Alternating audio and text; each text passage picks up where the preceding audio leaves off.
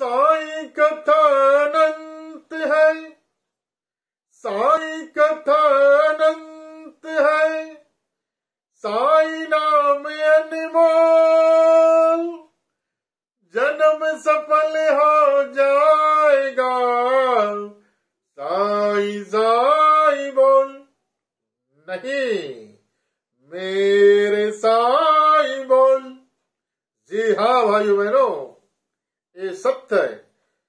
जब तक हम साईं को मेरे साईं नहीं बोलेंगे, तब तक बाबा आपका अपना नहीं बनेगा।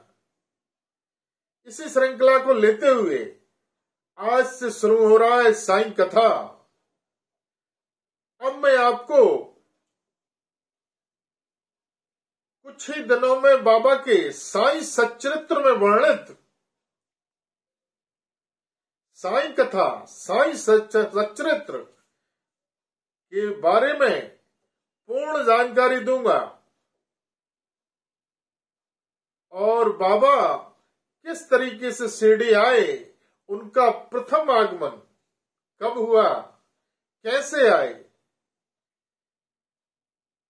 जिससे कि आपका हमारे बाबा के प्रति आस्था और श्रद्धा और बढ़ सके। औरंगाबाद जिले के धूप गांव के एक मुसलमान चांद पाटिल एक बार वो धूप गांव से, जो कि औरंगाबाद जिले के अधिकारी थे, बहुत ही धनवान व्यक्ति थे, तो वह अपने धूप गांव से घोड़ी पर बैठकर औरंगाबाद जा रहे थे। तो रास्ते में वह कुछ समय धूप अधिक होने के कारण एक पेड़ की छांव के नीचे घोड़ी को छोड़ देते हैं कि वह भी यहां वहां जो चारा लगा हुआ है वह खा ले, उसका भी पेट भर जाए और वह भी थोड़ा सा आराम करने के लिए एक पेड़ के नीचे बैठ जाते हैं। कुछ समय में वह घोड़ी उनकी वहां से गायब हो जाती है, चली जाती है कहीं। इस तरीके से वह 1 से 1.5 महीना उसी के आसपास ढूंढते रहे, परंतु उनको उनकी घोड़ी नहीं मिली। और जब हताश होकर वापस अपने धूप गांव लौट रहे थे, तो रास्ते में क्या देखते हैं कि कोई फकीर जिसके सिर पर कफनी, हाथ में सटका और पीपल के नीचे, वृक्ष के नीचे बैठे हुए हैं। तो वह फकीर उन चांद पाटिल को आवाज देकर बुलाते हैं। जब वह व्यक्ति चांद पाटिल हमारे बाबा के पास आता है, तो बाबा उससे पूछते हैं, क्या हो गया भाई, आप बहुत ही परेशान दिख रहे हैं। तो वह बाबा से बोलता है, मेरी घोड़ी कहीं खो गई है, आज 1 से 1.5 महीना हो गया है, उससे सभी जगह तलाश कर लिया, परंतु वह नहीं मिल रही है।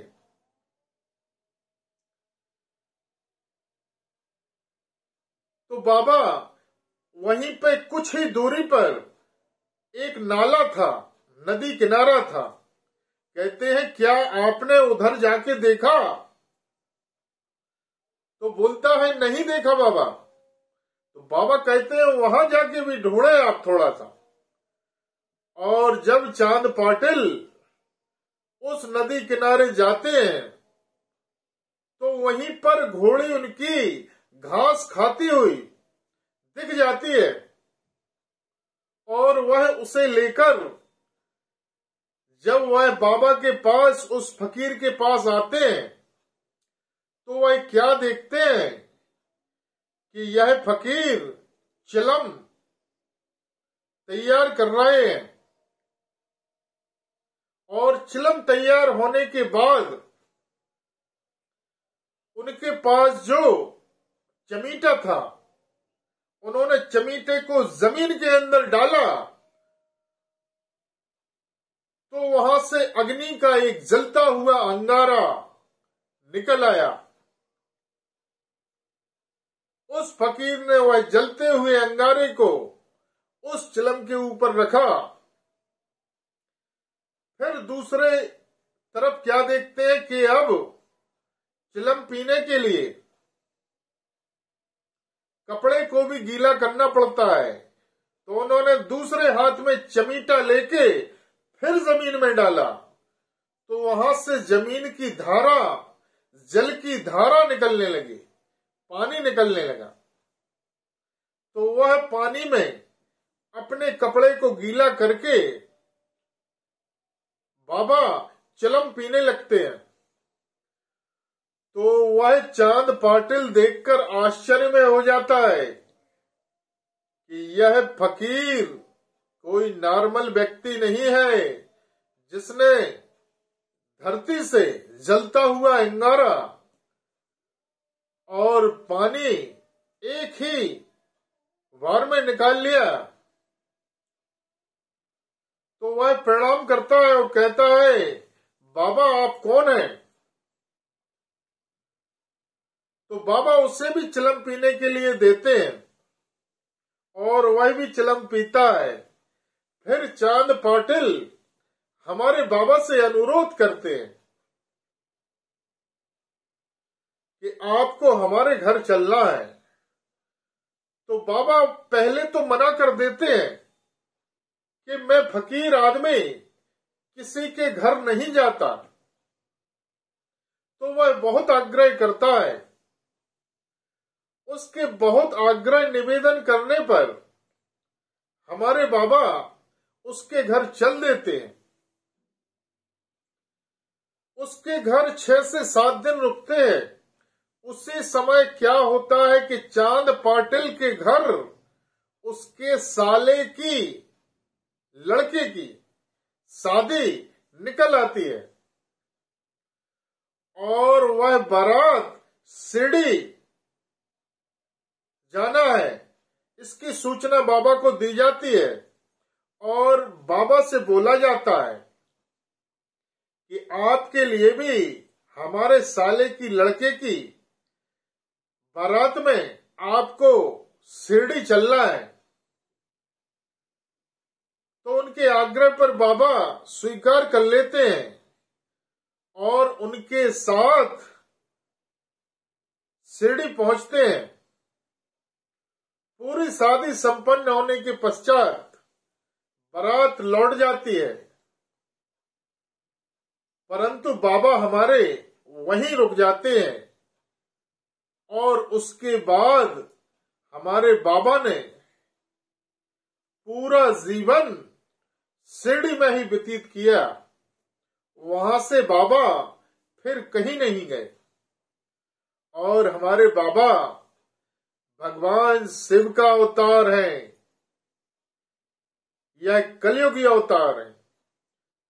और बाबा ने वचन दिया है, जो बाबा ने शरीर छोड़ने से पहले 11 वचन दिए हैं, उसमें बताया है कि शरीर छोड़ के मैं चला जाऊंगा, परंतु मेरा भक्त कहीं भी, कितनी भी दूरी पर क्यों ना हो, यदि वह मुझे आवाज लगाएगा, पुकारेगा, सच्ची श्रद्धा के साथ याद करेगा, तो मैं दौड़ा चला आऊंगा।